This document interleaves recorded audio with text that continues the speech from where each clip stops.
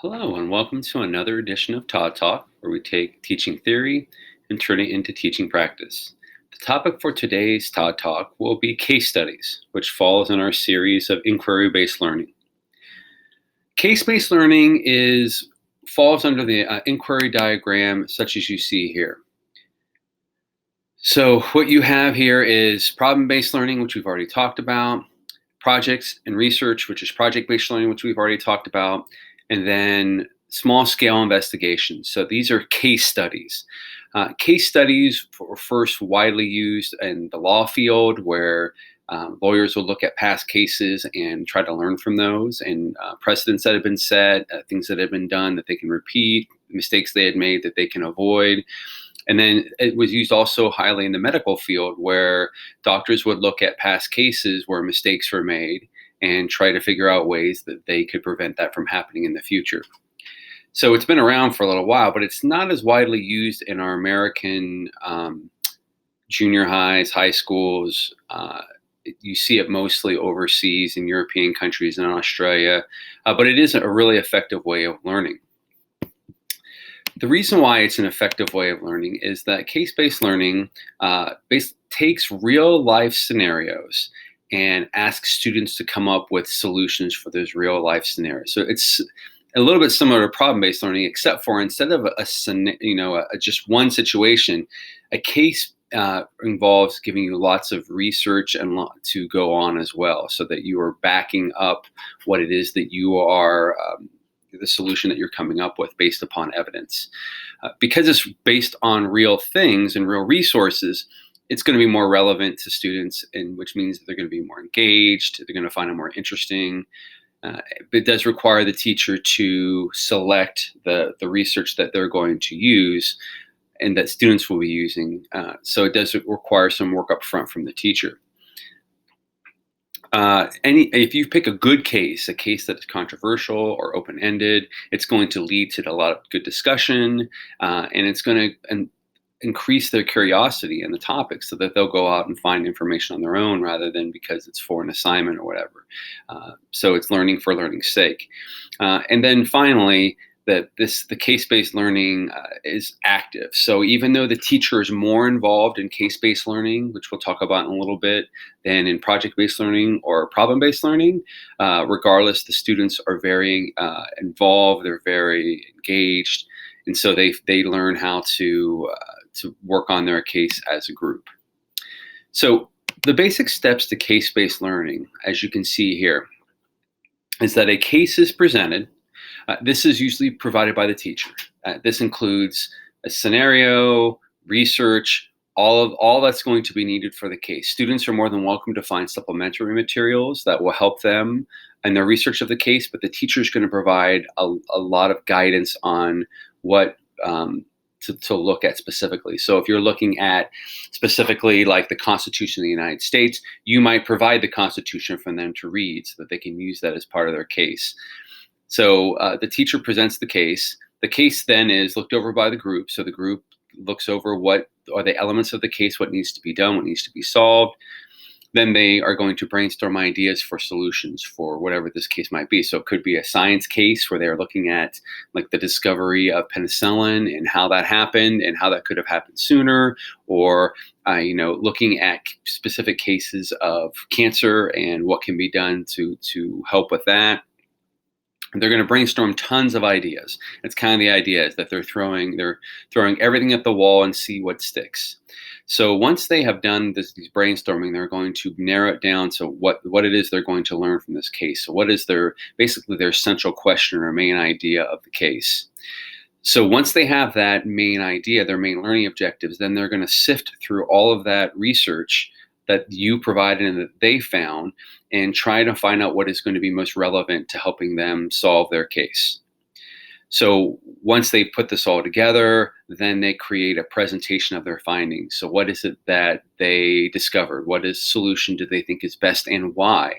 Very important there. And then lastly, of course, is a reflection, where students look back on the case and what are areas. So they're actually doing a case-based learning on their own case, and what they have learned from it and what they can improve in moving forward and using cases. You'll see the brackets that are in the various parts. So in steps 2, 4, 5, and 7. And what that indicates are these are prime places for the teacher to come in and be involved. And I don't mean involved as in they're running things, but what I mean is that they're sort of the meddler in the middle. So rather than the sage from the stage in front of the class or the guide from the side where they're just watching and observing and helping nudge every once in a while, the meddler in the middle comes up and asks probing questions that would challenge students to think about things in a different way. And so this meddler in the middle is a good way to push students to the next level and to challenge them to think about things that they haven't previously been thinking about. So when you go to create your own case-based learning, there are characteristics of a good study. So first off, as always, it should align to your content. So your content standards or your learning objectives, whatever it is in your class. And a good way to do this is by writing your own cases. I will have a future TED Talk that will talk about how to write your own cases. You can find cases online. You can buy cases online. There are lots of resources to find cases, but I have found that it's better to create it yourself, and that way you can tailor it to fit the needs of your specific class. And one of those needs is your instructional goals and objectives. Story is really important to a case. So a case has a story behind it that is very intriguing. This is what is going to engage students. So is it about a person? What is that person dealing with? What are they trying to overcome? And this is human element story, human interest story, and it allows students to kind of get their hooks into them and to get them interested in what it is that they're learning about because of the story. It's not just some nameless, faceless number or statistic or whatever. That this is a real human being or a real situation. The case should be relevant to the reader. So, as much as possible, try to find cases that are going to be important to students that you're the age that you're teaching. So this could be things from, trying to solve, issues of hunger overseas, or, the environmental issues that are really important to students of that age. Those are all cases that could be chosen.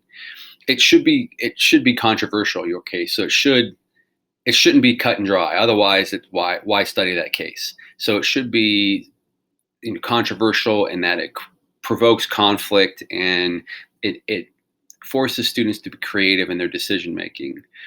And then lastly is that the case should be general enough so that it can be used in several applications. So what that means is that it could, even though cases don't need to be specific to social studies, which a lot of people would think. You can have cases in English. You can have cases in math. You can have cases in science. Examples of that would be like looking at, the stock market crash, the Black Tuesday, where the stock market, bottomed out and caused the start of the Great Depression. You could look at that and the finances behind that and the numbers behind that, and as a case study for math. For language arts, you could look at a character in a book. So when it comes to Kill a Mockingbird, could you put Boo Radley on trial yourself and try to run elements of the story through this and how it might be different? So in science, you can look at lots of like one example I give in my book is the Chernobyl and the nuclear meltdown. What could have been done to have prevented that? What were the causes of it, and what might have been done differently? So those are characteristics of a good case study. So when it comes to the involvement of the teacher in case-based learning, just like most forms of inquiry-based learning, it is very different than your traditional being in front of the classroom, sage from the stage type of teaching. What you see here in this diagram is the bigger the circle, the more active the learning, or the more involved that students are in the driving of the learning. And so in inquiry-based learning, which is the biggest circle, you can see that students are learning, are the ones who are making the decisions on the topics and what they're going to study and what they're interested in. And the teacher there is just to kind of help guide them and help provide resources that would enable them to study what it is what they want to study. With problem-based learning and project-based learning, the teacher is a little more involved in that they're that guide from the side. They are maybe setting up the essential question for the students, and then the students are then deciding what it is that how they're going to approach that essential question. When it comes to case-based learning, this is out of the three versions of inquiry-based learning, the teacher's the most involved during this. And I'll show you what that looks like. But I kind of already talked about how the meddler in the middle and how the teacher's involvement is that they go over and make sure that they are getting students to think about things in a different way. Along with that, when it comes to case-based learning, is when students are going to do a prior reading when it comes to case-based learning, and this is a reading that is provided by the teacher. So this is, again, something that the teacher is controlling. And then they're going to kind of look at the problem, either similar cases or things of that nature.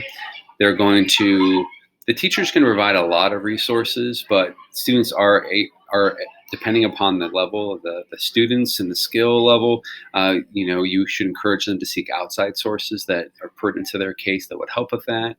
And then they figure out how they're going to present their material. But if you notice in this that the teacher's role is very active. So instead of just sitting back and letting students do most of the work, the teacher is more involved, less involved than a traditional classroom, but more involved in the sense of when it comes to inquiry-based learning.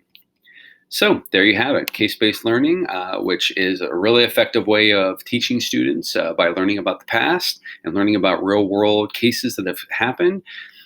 If you would like to know more about case-based learning, I have a book coming out this fall of 2019 called Case-Based Learning from Proof Rock Press.